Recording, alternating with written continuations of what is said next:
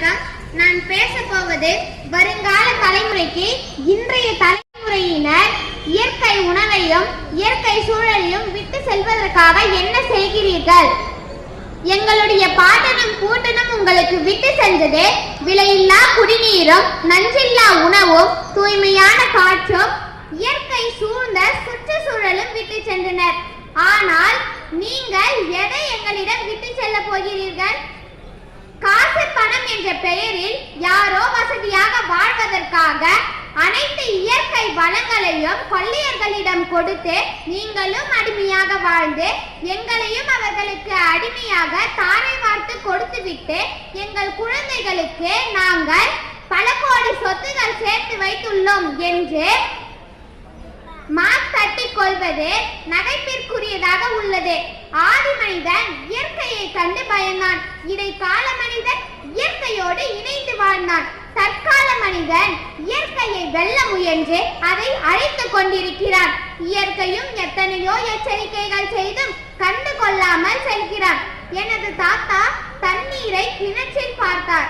எனது அப்பா தண்ணீரை குழாயில் பார்த்தார். ஆனால் நான் இப்பொழுது பிளாஸ்டிக் பாட்டிலில் தண்ணீரை பார்க்கிறேன். எனது சந்ததிக்கு சொத்தை விட்டு செல்ல வேண்டும் என யோசிக்கும் அளவுக்கு சுவாசிக்க சுத்தமான இயற்கை சூழலை விட்டு செல்ல வேண்டும் என்பதையும் யோசிக்க வேண்டும். இந்த பூமி மனிதனுக்கானது மட்டுமல்ல, அனைத்து உயிரினங்களுக்கும் தான் என்பதை மறவாமல் மரங்களை வெட்டி காடுகளை அழிப்பதையும் விலங்குகளை வேட்டையாடுவதையும் நிறுத்த வேண்டும்.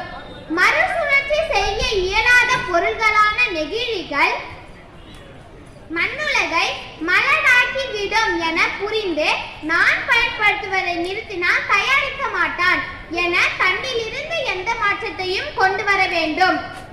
நீர் ஆதாரங்களான ஆறு, ஏரி, குளங்களில் குப்பைகளை கொட்டியும் பிணங்களை மிதக்க விட்டும் தொழிற்சாலை கழிவுகளை கலந்தும் அசுத்தமாக்கினால் எனது சந்ததிக்கு நோய்கள் வரும் என புரிந்து நீர் ஆதாரங்கள் தெய்வங்கள் என போற்ற வேண்டும்.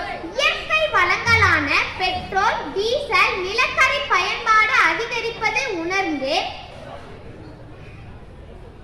மின்சார சிக்கனம், வாகன பயன்பாடு போன்றவற்றில் நான் கவனமாக இருந்தால் எனது சந்ததி இருளில் மூழ்காது. தன் சுத்தம் பொது சுத்தம் பேணுவோம். கடைகளுக்கு